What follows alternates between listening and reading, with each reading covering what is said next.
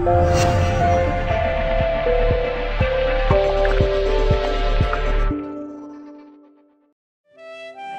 don't need a Mad Hatter or a Cheshire Cat to have a wonderful tea party, just plenty of jam and scones. Today's tea party at Edinburgh's Meadowbank Stadium was set up by Fraser Doherty, the young entrepreneur who transformed his grand secret jam recipe into a multi-million-pound SuperJam business.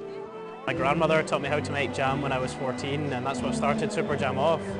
When my gran originally made jam, she would make jam and scones and cakes and take them to all the elderly people in her area who were living alone, and they were a little bit lonely and nobody really visited them very much, and she would take my little brother and I with her at the weekends, and so I guess that visiting and caring for the elderly was something that my gran felt very strongly about, and the tea party is an opportunity for me to give back to my gran's generation. So what are you hoping that the tea parties will achieve? Well, the idea is very simple. A lot of the people who come along here live in care homes or sheltered housing, or they live alone, and the opportunity to make new friends and have a bit of fun on an afternoon is quite rare for them, and so this is an opportunity for them to just have a bit of fun, some jam, and get up and have a dance if they like. It brings back very happy memories of when I was a youngster, teenager, dancing in the city here in Princess Street Gardens and Marine down at Portobello. I just love this. It's just wonderful and can't get enough. And why do you think it's a good idea to lay it on to let all the older people come here this afternoon? A lot of old people are on their own and they need some entertainment, and this is what is good for us. You know, it keeps us active, it keeps us moving, it keeps us meeting people. That's your best idea. Thousands of elderly people have come along and had a fun afternoon and made new friends, and I've got a wall covered in letters from the guests who've come along and just told me how special it is. One gentleman told him that it made him feel like a person again.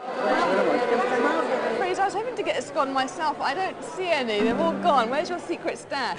We always bring more scones to each tea party, and every time we run out, I think everybody just enjoys the scones and jam, and sometimes they can eat up to 4 scones each. Oh! Fraser had its first tea party last June. There have since been over 100 events, and the plan is to roll them out on a regular basis across the country. The aim being not only to give the older generation a chance to go out and have some fun, but also to interact with the younger generation. How am I doing, Walter? Yes, fine. Should we try another turn? Yes. Okay. Probably the best part of running the tea parties is interacting with the elderly people and just hearing their stories. Some of the guests are over 100 years old, and you know, they've lived through wars, they've lived through the invention of television, of all sorts of things, and their stories are just incredible and often inspirational. And has your gran been along to one of the tea dances? What does she think? My gran's very excited about the tea parties. It's an issue that she feels very strongly about, and to be able to give back to her generation is really special to me.